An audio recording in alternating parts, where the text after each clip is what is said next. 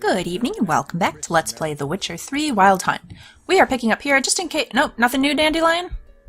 Alright, well, we actually did go ahead and find Novigrad Sweetheart, good old Triss Marigold.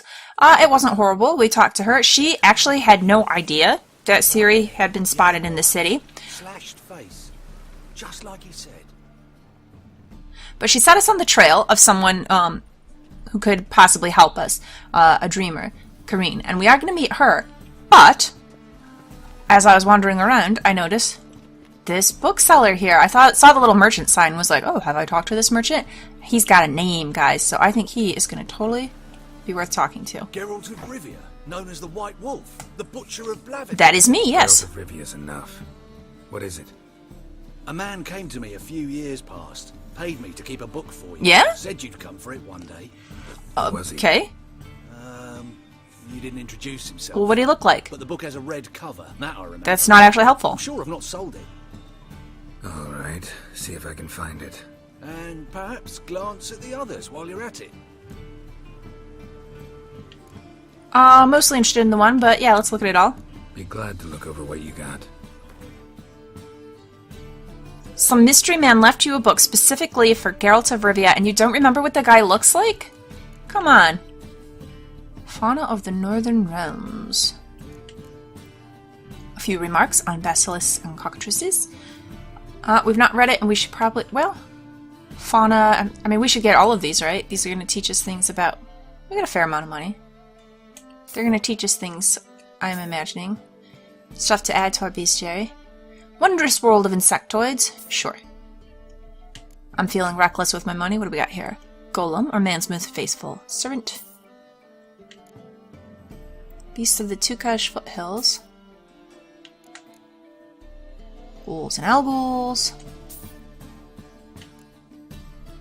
The little peasant who confounded his lord. Narenson, son of Gunnestad.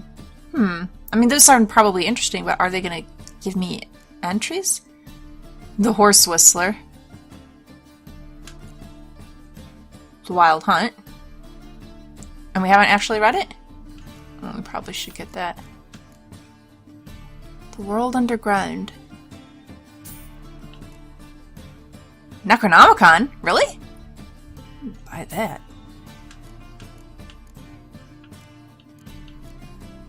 The Ways and Manners of Skellige Folk. Maybe when we get to Skellige we might find that, so we'll just hold off on buying it. Portals of the North, Oxenfurt. Alright. I think we will leave it at that for the moment. What is all this weirdness I have over here? This looks like a snake. Snake figurine. That's probably done now, huh? Do I want to sell any of this? You can have that worn leather pelt. This ladle.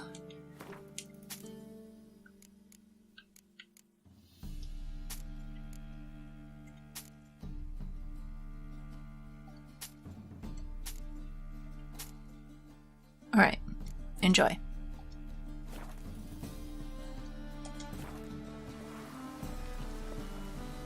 Oh, and sparkling over there must be what we need. But first, Fauna of the Northern Realms, Volume 1. What a wolf is, every man knows. Who hasn't heard them howling at night, or seen their tracks in the snow come morning?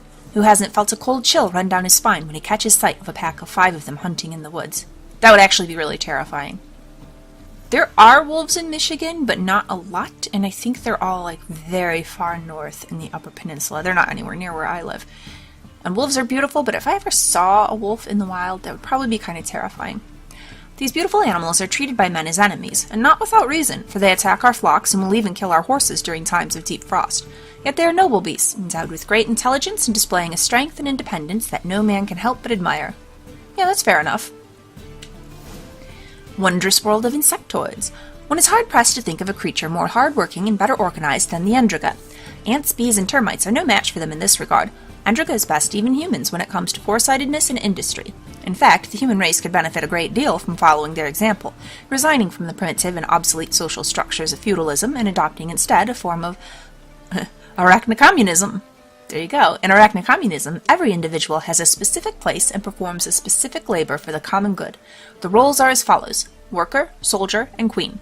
Each comrade contributes to the necessary daily toil according to his special abilities and takes from the common fund of wealth according to his special needs. In theory, it's great. In practice, I think it tends to be very much exploited, and the people at the top reap the most benefits while your workers are going to be suffering. But in theory, it does sound ideal. Oh, contract. Conjunction of the spheres, which had a little asterisk, so we've not read this, right? Scholars have many vices. Possibly the worst among them is a tendency to describe the simple in unnecessarily complex terms, to dress the plain in the garb of false learning. The conjunction of the spheres might serve as an excellent example of this. This name, so mysterious to a commoner's ear, could be replaced with a much simpler alternative: when the worlds collided. The phenomenon itself can also be explained in terms simple enough for a child to understand. Imagine, dear reader, that our world is a ship sailing on a great sea. From its deck we can see other distant vessels. Those are the stars. These vessels each bear their own goods and their own crews. They usually pass us at some distance, barely visible specks, even viewed through a spyglass. Once every few thousand years, however, a storm breaks above this cosmic sea, a storm so strong it tosses the ships towards one another, making them sail cheek by jowl. Part of the crew of one ship can, at such times, move to another, and some of the cargo from one ship's hold can spill onto a neighboring vessel. When the weather calms, the ships separate once again and sail their separate, invariably different ways. The so-called post-conjunction beings, namely monsters such as ghouls and basilisks, are precisely such passengers from another vessel. And we humans are castaways, flung against our will from somewhere far away onto a world previously inhabited by the elder races. So we are monsters, just like ghouls and basilisks, essentially. No, I know. Humans are more complex than that, but I can kind of understand, considering how contentious they've been, why the elves might kind of look at them that way. Once here, we learned the arcane mysteries of magic, unbeknownst to us before. Could the worlds collide once more? Perhaps. Can this cataclysm be avoided, or the opposite, hastened? Some scholars believe there are beings who have mastered this skill, who possess rare genes which allow some to seize the helm of our vessel and steer us to safer waters or to our doom. Dun dun dun! A few remarks on basilisks and cockatrices. "Why have you got such big eyes, Grandmum?" asked the little girl with worry. "Shriek, shriek," replied the basilisk. "Grandmum, why do you say shriek, shriek?" asked the little girl with surprise. The basilisk didn't reply, but instead clamped its toothy, venomous maw over the curious little girl and swallowed her up. That's a lovely story.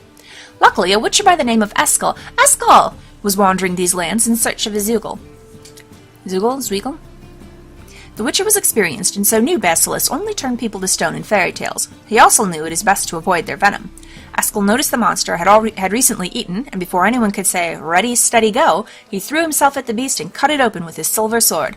The basilisk's stomach opened up, and the witcher saw the half-digested, foolish little girl inside. What was lucky about that? I mean, I guess it's dead so it can't kill anybody else, but if the girl's half-digested, then she's pretty well dead too, right? Maybe not. Maybe we can hope that she's alive, and that's what they mean by luckily. I hope we run into Eskel.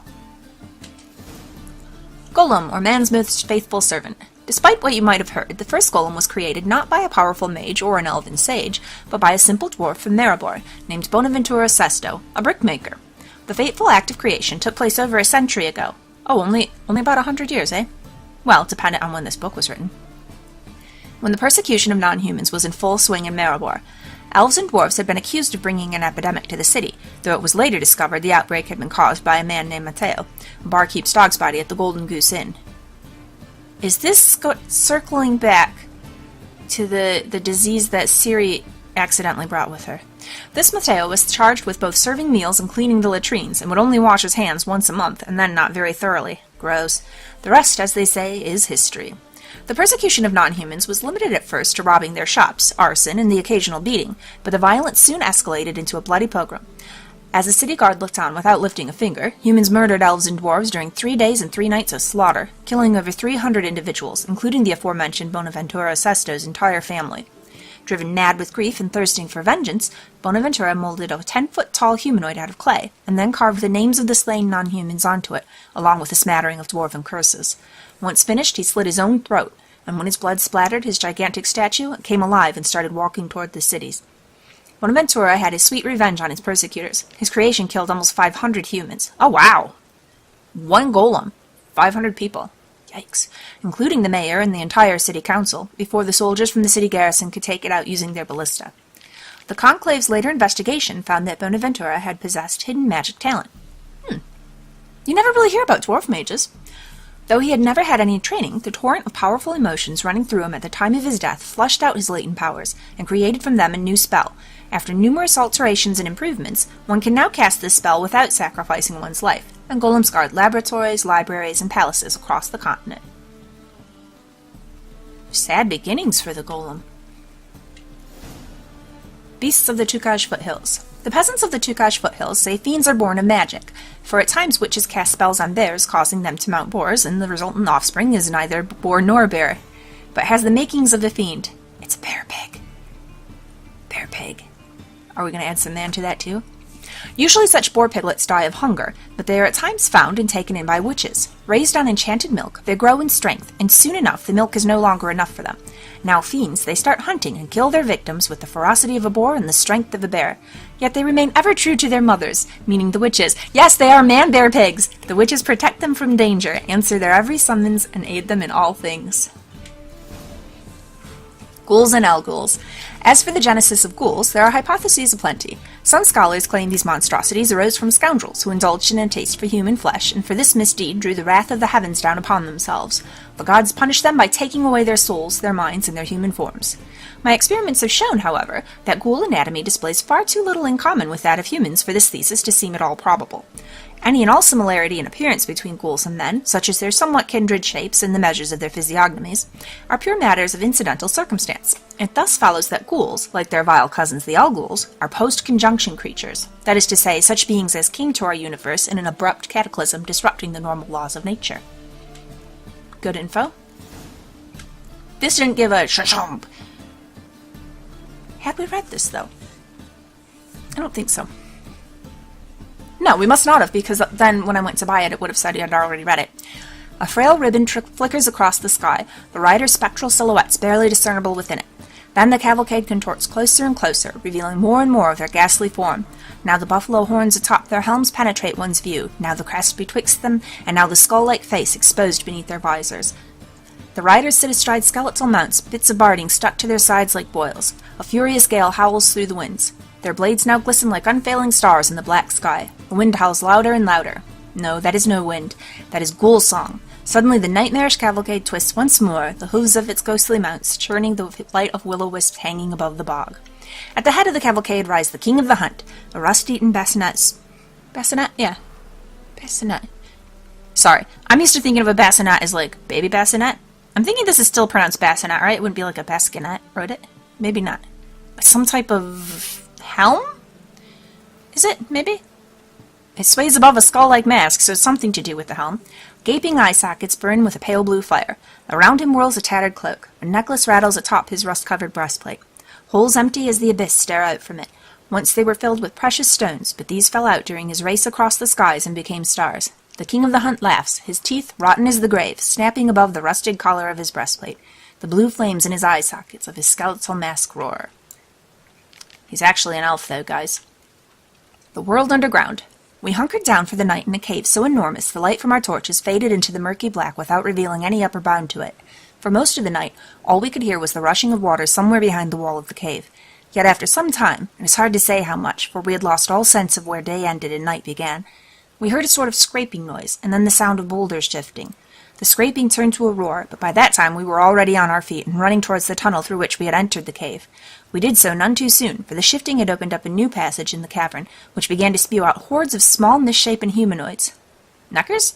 Without breaking stride, I looked over my shoulder, and in the midst of the mass of midgets I spied the outline of a large black troll. Thus began our run for our lives. Dun dun dun. Okay, did we get everything yet? Ooh, Necronomicon. To think that man appeared on an empty world and gained mastery over it unchallenged is as foolish as thinking the world will cease to exist after man's passing. Before the first human set foot on our world, it was inhabited by beings superior to men in terms of wisdom, strength, and every other virtue. I mean, just superior would have been enough. That pretty well covers it, right? Instead, we have to specify they were wiser, they were stronger, they were better in every way.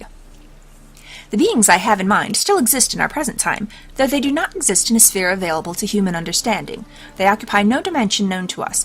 Where they live can best be described as a space between worlds. At times one can sense their presence through a sudden unknown scent or a strange feeling of anxiety with no apparent cause. A wind which blows in several directions at once is another example of their subtle manifestation in our realm. There exist various imaginings of what these creatures might look like, or what are they even called, yet these have nothing to do with reality, for man is incapable of conceiving something which he has not seen, even in his wildest nightmares. I do appreciate that this Necronomicon is giving us such a very Lovecraftian description of a creature. The greatest horror these beings bring come precisely from their indefiniteness and lack of concrete form. Which, yep, that is what Lovecraft is all about. Yet it would be a mistake to think that a formless creature is necessarily harmless. The power they possess is sufficient to lay waste to a forest, level a city, or whip an entire sea into froth and waves. Today man is master of the world, but only for a short while. They await patiently, and will soon arise and regain their one-time glory. This is as certain as dawn follows dusk, and dusk then follows again soon after, to drown everything once more in darkness. Alright, and that is all of our books in here. Okay, so, this message. Find a book with a red cover, like this one that's glowing right in front of me here. The Merry Adventures of Muriel the Lovely Harlot, Illustrated Edition. What? Is this a Dandelion thing? I had a formula in it? Okay. The Merry Adventures of Muriel the Lovely Harlot, adorned with humorous engravings. It seems like the type of thing Dandelion would have a sense of humor about. Dang it, I missed clicking my button. Now I gotta go find it the slower way. Boop. Okay, well it's a quest item, right? So, there we go. On one occasion, Muriel went on a journey to see her auntie in Maribor, accompanied by her nursemaid. Their path took them through a forest, and in this forest lived a raucous group of bandits. This infamous group was led by Flynn Selms, and all the king's men had been unable to bring them to justice. Alas, such was Muriel's great misfortune that these bandits chose to attack her carriage. Muriel's nursemaid was old, blind, and deaf. She did not wake when a tree fell in front of their carriage with a loud thud, nor when the bandits fought a fierce battle against their guardsmen. When Flynn ripped open the carriage door with his muscular arms and stepped inside, Muriel had to deal with the danger herself. "Make our guest comfortable, young lady," the old nursemaid muttered in her sleep. Muriel obediently carried out her instructions. Oh my. Okay, so we've got it.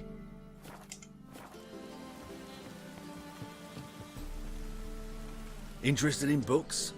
You don't look the scholar, but well, we've ones with drawings as well. Thank you. I can actually read. Thanks. Oh shoot, I was hoping that we could talk more about this special book you were holding on to for me. Farewell. What, was that the wrong book?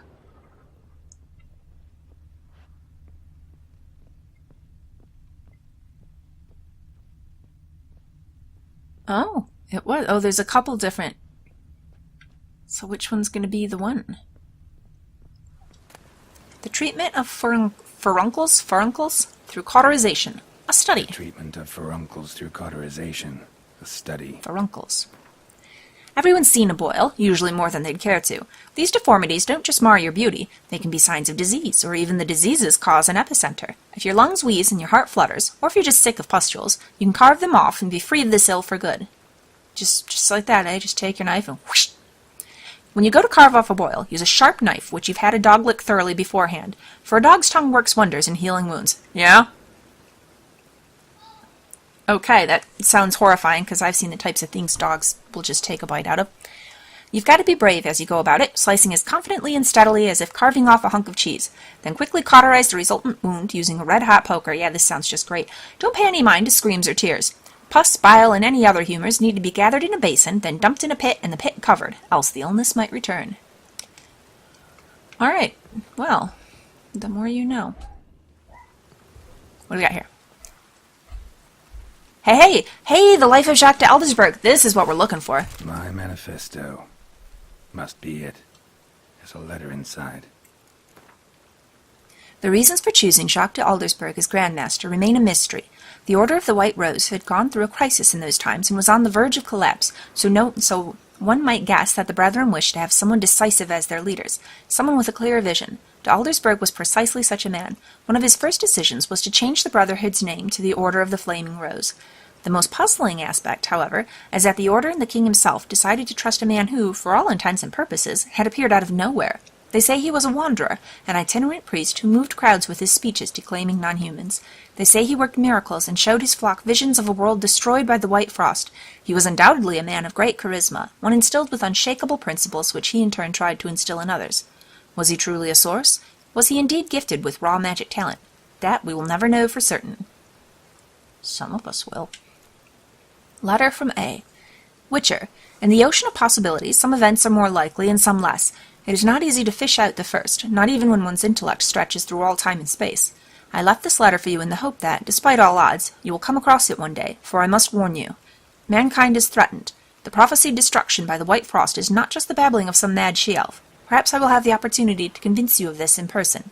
If not, I must rely on this letter, which you will read many years from now, at a time when you know more than you did when we first met. Know that nothing will save the world except preparing its entire population for this catastrophe. The old tales say a child of the elder blood can stave off the danger, but I tried and failed. Ever since I have been haunted by a hideous vision, a crowned wraith, the spectre of my failure. Oh, you are misinterpreting, Alvin. You were not the child. Ciri's the one. And this crowned wraith is the king of the wild hunt. I was the chosen one, and the chosen one failed.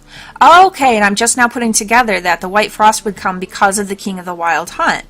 And he's all ice magic-y, right? Like he did to that village back there that we saw. So he's going to bring about the end of the world? And what? Okay, yeah. I was the chosen one, and the chosen one failed. You were not, Elvin, sorry. You and your brotherhood are our only hope. When the time of the wolf's blizzard comes, men shall perish, and only the Ubermen will survive. Your duty is to give the world Ubermen. Whatever you think of me, do not fail as I have failed. Okay, I think you went kind of nuts and you became a zealot, Alvin, and it's really sad that it ended up that way. But, man, so there we go. He left that letter. That's a pretty cool detail, though. I like that. Tying back to that bit from the first game. The truth is, we're already dependent on the Black Buttons, economically. Alright, what do we got here? You're not going to say it, Carol? Moribundia, the vampire's last likeness.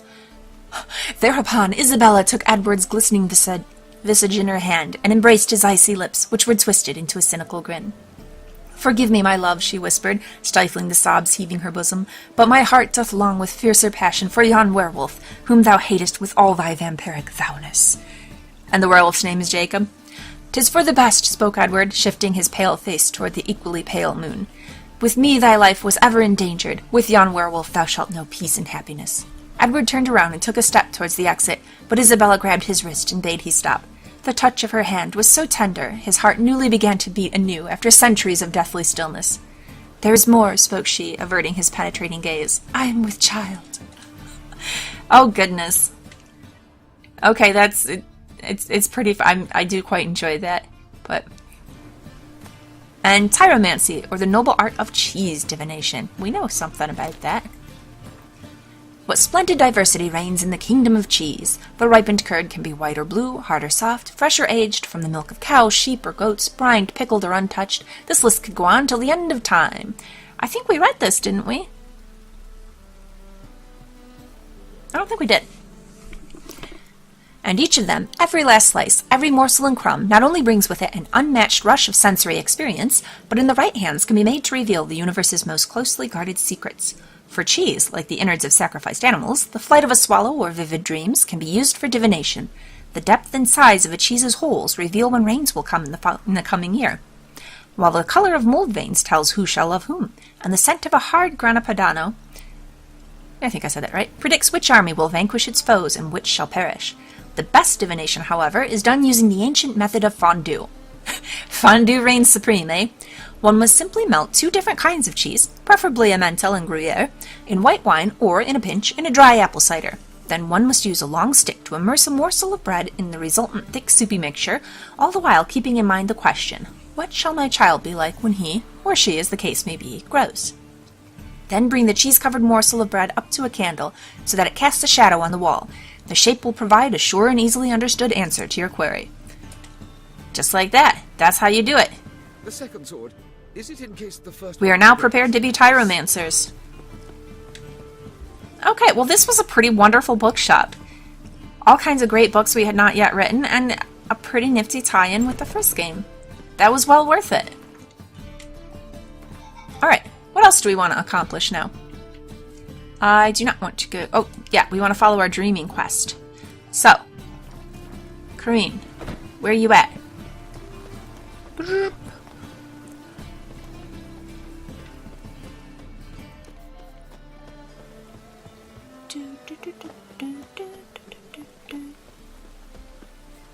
Okay, where is it I'm actually trying to go? Oh, we're really close. Okay. Well, we can just follow our big arrow there. This is the building.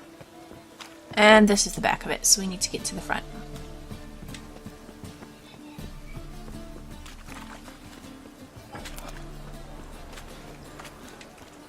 Okay, yeah, that makes sense that they would want to face the docks.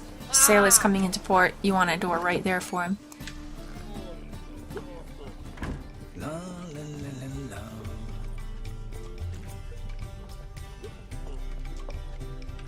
Hey, Whitey. Why'd your hair go white? Oh, you know. Is she down here?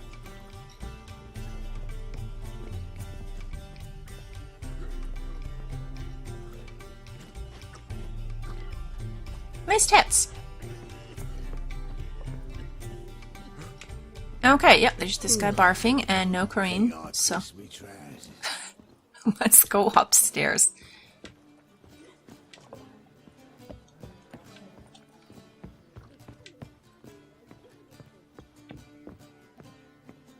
Oh, that's right, she said she had a room here. Alright, Corinne Tilly. A dream in here. Never witnessed a seance like this before, let alone participated. Yeah, first time for anything. We must first achieve a kind of mental accord. I must ask some questions. You must answer them. It's important you're truthful. Answer from your heart. Alright. Tell me a bit about dreaming. Your gift. Tell me how it works. It's hard to describe. To start with, I must gain an understanding of the bond between the person and the object I'm to dream about. I ask questions, try to flesh out feelings, emotions. Truth is essential in this, and though most who come to me acknowledge that, many refuse to speak openly of certain matters. Apart from which, they remain unaware of others, further obscuring things. What do you see in your dreams? I don't. It's my client who sees. Yeah? My gift lies in summoning the right dreams. I'm gonna see your dreams? At times, nightmares or strong desires impose themselves on true events. It takes skill to separate seed from chaff. Alright, well, let's try her out. Let's begin. To start with, tell me a memory you have of this woman. What for? Just tell her, Do Geralt. as I ask, please. I need the strongest, most complete memory you have of... Ciri. The woman's name is Ciri. All these doors creaking. I feel like someone's gonna bust in on us. She was there when I died. I saved her life. But it seems like the best would be either when we first met or at Kaer Morhen. I think Kaer Morhen is going to be stronger memories. When they first met, he didn't really want... Well, I guess first met, what's it considering it? Is it when he went to and talked to Callanth and he saw her playing with a bunch of other kids in the distance? And he didn't really want to take her and ended up leaving her there with Callanth? Would it be when he ran into her in the forest with the Dryad? He was with the Dryad and he and the Dryad found her. Is that going to be it? Like, there's multiple instances it could be, but I feel like at that point he was trying to run away from his destiny and the tie he had to her. I think Kaer Morhen's going to be it. That's when he'd accepted it, he'd taken her in. Yeah. Ciri was orphaned during the Second War with Nilfgaard. Had no idea what to do with a young girl. So I did what I would have done with a boy and took her to Kaer Morhen. Figured some physical training, sword work, development of her stamina couldn't hurt. Yeah. I remember her standing on a crumbling wall. A stone came loose. She lost her footing. Caught her at the last possible instant. Strongest memory, though, is of her coming out of her room one day, wearing a dress and claiming she was indisposed. Triss had a hand in that. Knew then that Ciri was maturing. It was unavoidable. I was lost in the face of that. I see. Do you wish to tell me anything more? Well, yes. And, just to clarify, I don't hold anything against Triss for her hand in that. They needed a sorceress to help with Ciri. They realized that she had some kind of magical ability and it needed some training. He was on the outs with Yen, so he called Triss because she's a friend, and he figured she could keep a secret about Ciri being there and who she was and would help, and she did. She especially helped a group of men who had no clue, maybe show a little bit of sympathy when their poor young girl is growing up and hitting puberty and indisposed, dealing with some kind of cramping issues that they are not at all accustomed to. They dressed her like a boy, and I think in some ways kind of forgot that she was actually a girl. Yes, I think so. In that case, I'm listening. Oh, we get to go through everything if we want to. Yeah, let's do it. Okay, let's see. I accepted a job once. Did it. Asked to choose my reward, I invoked the law of surprise. Never thought I'd actually meet the child promised to me at that time. Years later, I was in the Broccolon forest. With the Dryad, yep. A girl there. Didn't know who she was. The Dryads wanted to keep her, turn her into one of their own. But the Waters of Oblivion, they failed in her case. Ciri came out of Broccolon with me. I sent her back to her grandmother then. But already, I felt bound to her. By destiny? Yep. By something more. Well, and something more. Thank you. Because Ciri is something more. Would you be willing to share another memory? Yes. So Ciri was part of it, but... And this again, I know some people disagree. Some people want to say, Geralt's only tied to Yen because of that wish. Okay, so he did tie their destinies. And at first, there wasn't something more. And that's why they split up so much, and it was back and forth. He's distinctly said to Ciri how she was something more. But by the end of the books, Yen was something more too. Yes. No need to rush. We have time. She says that, and she means well. I think she's just trying to keep him calm, but really, we don't know how much time we have. We have no idea what's going on with Ciri. It was after her time training at Kaer Morhen. After the moment when Yennefer first called Ciri her daughter. We'd been separated. I knew she was in danger. I dreamt of her multiple times. I found her at Stygga Castle. She'd gone there to free Yen and gotten herself captured in the process. They wanted to hurt her. I remember fighting side by side with Ciri on stairs slippery from blood. It was the first time she ever deflected a crossbow bolt with her sword. Told her never to try it again. These memories, they're intense. Do you wish to continue? Of course, we're talking about Ciri. I have more to say. Then please do. Also, if having more information helps you more, then take all the information you need. It was in Rivia. The second war with Nilfgaard had just ended. There was still tension in the air. For gods know what reason, race riots erupted in the town. I tried to do something, but couldn't stop a riled crowd. A boy with a pitchfork. He ran it right through my gut.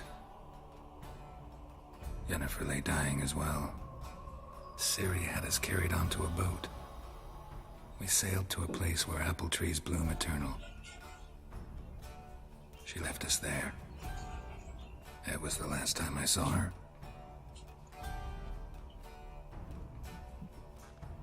You claim the woman has abilities.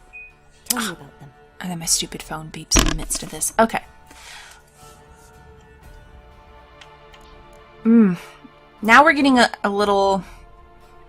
Because this woman she seems willing to help us at this point, but we possibly shouldn't tell her too much about the details of just what abilities Ciri has. She is the Lady of Space and Time and a child of the Elder Blood. Maybe let's just go with this. I remember Ciri having trouble controlling her abilities. Yennefer tried to teach her to cast simple spells, and Ciri destroyed a shed near the temple where they were. Really upset her, but it was just an old shed. I know it took her a while to gain control, And frankly, I doubt she controls her abilities fully to this day. I see. Do you wish to say more? I kind of do, because I enjoy talking about Ciri and reminiscing about her, but I feel like maybe we shouldn't, just to keep her safe, because the other things that we could say, I'm just not sure how much it'd be wise to tell this lady. For Ciri's sake, we're gonna stay quiet. No. Can we start? Naturally. I knew you cared about her. But your tone, the emotions you so carefully conceal. Let's continue, please. Make yourself comfortable and try to relax. You must take my hand and talk of Ciri. Tell me where you think she might be. Who could be at her side? If Ciri couldn't find me, I'm sure she would have looked for another friend. Like, where's Dandelion in all this? Who do you mean? Dandelion's great, and I'd love to see what's up with Dandelion, but I think she would look for Yennefer and Triss first. Although we saw Yennefer and we saw Triss. She's not with either of them, and we know that. So how do we answer? It seems like they would be the ones she would go for. If there's something crazy and magical going on, then you go to your sorceress pals. But she's not with either of them. She's not with us. We haven't seen Dandelion, and he is a friend. Maybe Dandelion. They liked each other a lot.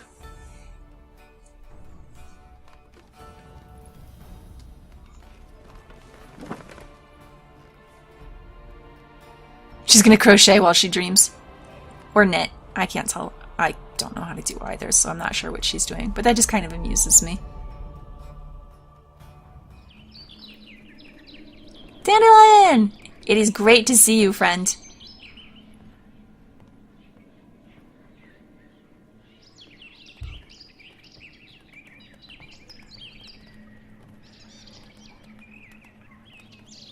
So he's fighting with a bird.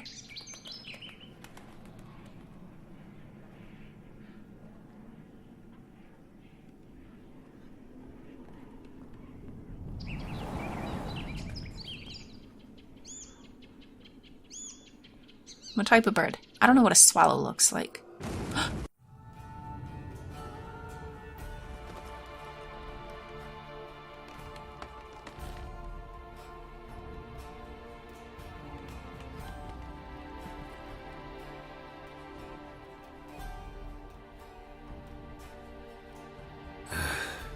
Dreamt of a swallow at first.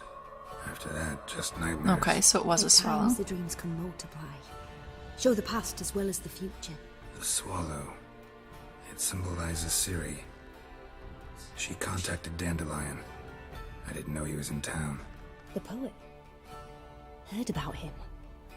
Someone left him the rosemary and thyme in their will. Yeah? Really? It's a bordello, isn't it? The rosemary and thyme? Where's that? As you enter the city through the red light district, you come upon a bridge. The rosemary is just past it. Dandelion inherited a brothel. So I've heard. Seems fitting. Thanks for your help. Good luck, Witcher. I hope you find your Ciri. Me too, but first off, we gotta find our Dandelion. Dandelion's in town? Oh, that is wonderful. I do very much...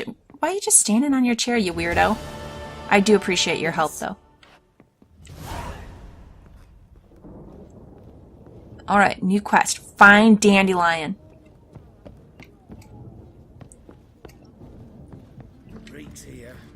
I hope Zoltan's hanging out with him. Wouldn't know where my parrot is, would ya? Okay.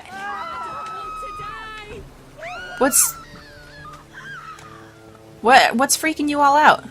Oh. Let's dance.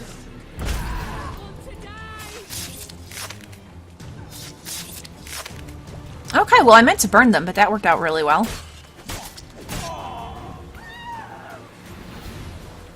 So, Whoreson's got a problem with me, eh?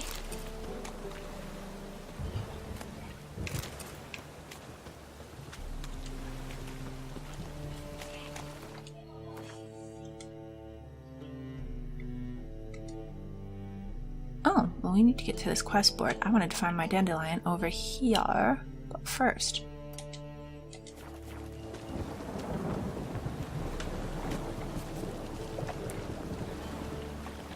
Oh, I wanted to land on the awnings just because. This is not a useful way to anywhere.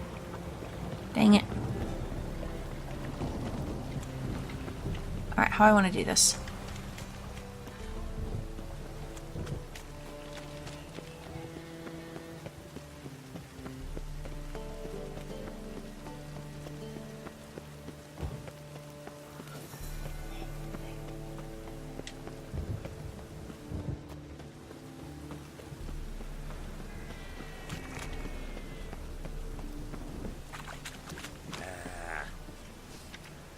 Alright.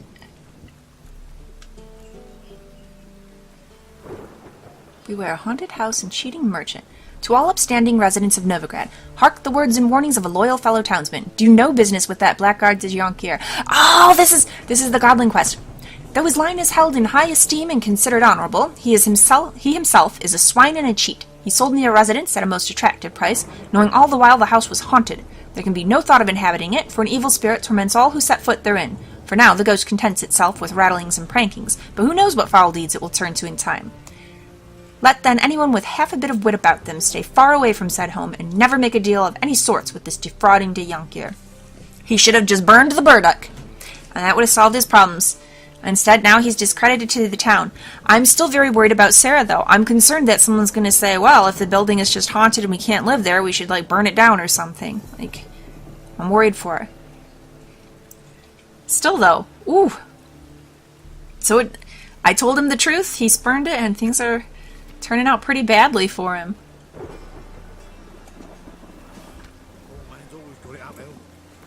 Any quest update? Really? We can visit again. She's gonna yell at me, isn't she? I did lie to her.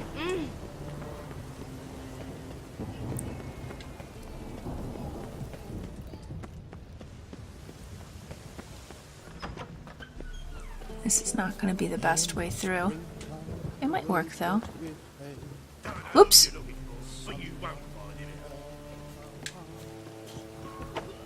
Alright, actually it worked out just fine. Awesome. Wait, don't just jump into the water now. Okay. So, we want to be on that side. Just climb across the rooftops, Geralt. It's good times.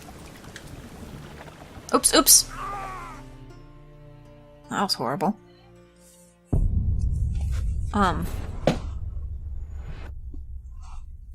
So, where does that put us?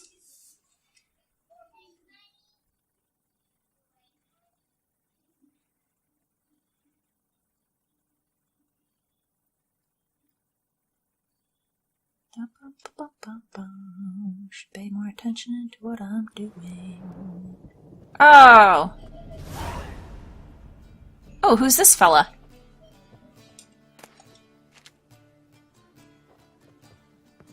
Okay, well. So we need to get back to that quest board, for sure. Because I do want to follow up on that quest, since we can. Whitey, why'd your hair go white? I long to curl up with a bottle. Is there another exit out of here? Or just the one? Whoa! Watch where you stand. Take it easy. Alright, let's go. Any last words? Well, did not go as smoothly as last time. But whatever, we got it. Okay, and they didn't have any important loot, so I don't even care about that.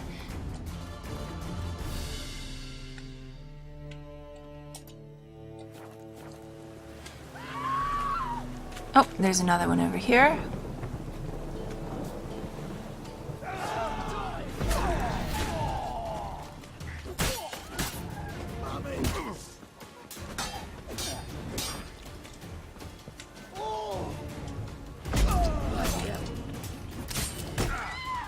Oh, you stop it. There.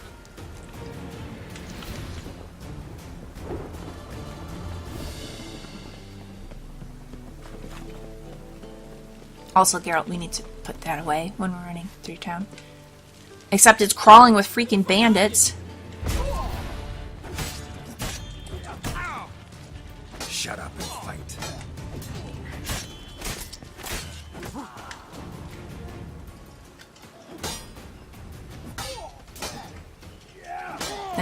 Whatever.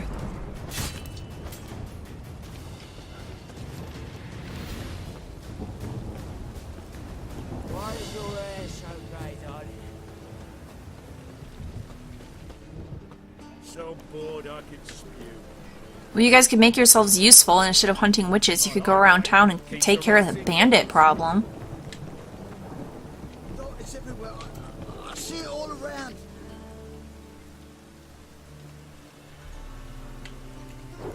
Okay.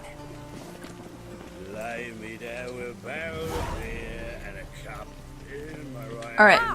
That. hand. And Oh, take it easy, ladies. Last time I went the wrong way, so I want to see if there's a better route to get to this house. If we can, yeah, hit it from this angle. So...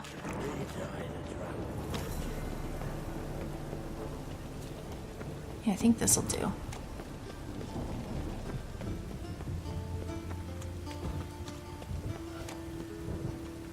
And all of these henchmen don't care about me.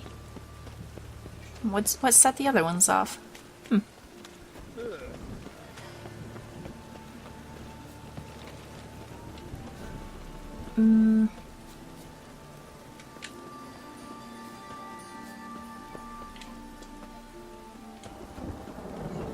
I think am I at the wrong side to find this house? No, we're okay. We can. That's right. Up here and then loop around. There we go. Ow! Don't pull! Well, you wanted braids. But I didn't want my hair pulled. What's going on Can't here? have one without the other. Then I don't want them. I totally feel for you, actually, Sarah. I know how that goes. I always had long hair as a kid, and I like to have it in braids, the look of braids. But it freaking hurt. It always pulled so much. Well, she looks like she's really... oh, really? Witcher? Hey, kiddo. Corinne, look who's come. Did you buy the place, Corinne? You guys are pals now? Live here together now?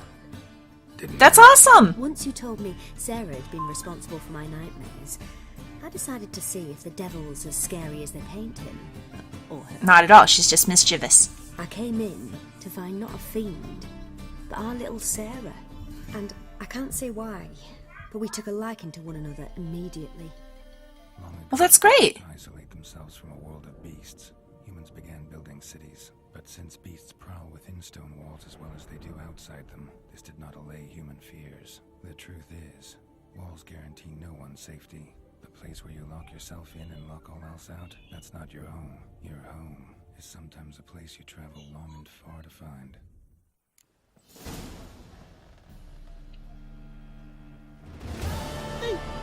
Okay, well, this is great. This is the best solution we could have hoped for. I'm so happy about this. She knows now that she's a godling. She appreciates the godling. She's not going to kick her out. Kiddo seems really happy with her new roommate. Yes? It also really works because, so she's a sorceress, and most sorceresses are barren, and some of them get really worked up about that. Like, it really bothered Yen. She wanted to be able to have a kid.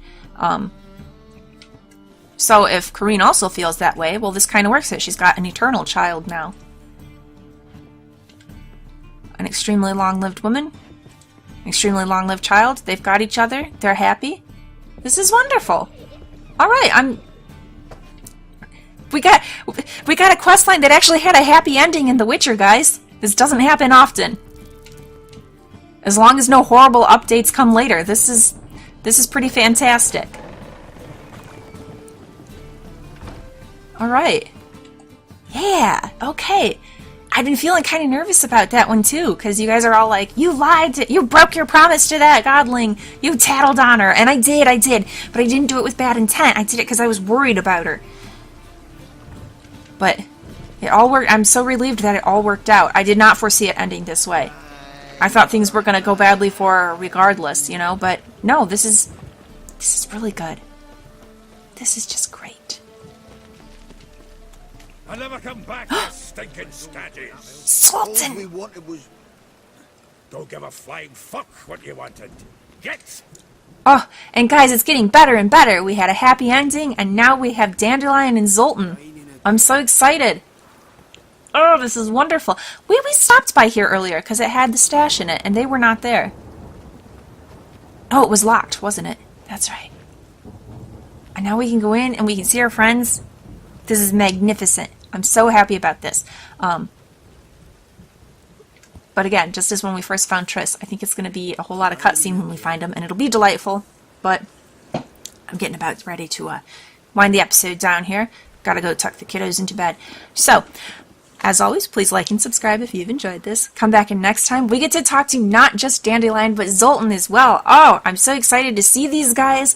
The other two games, we had them pretty much right along. I've been missing them. Ready to catch up with my pals.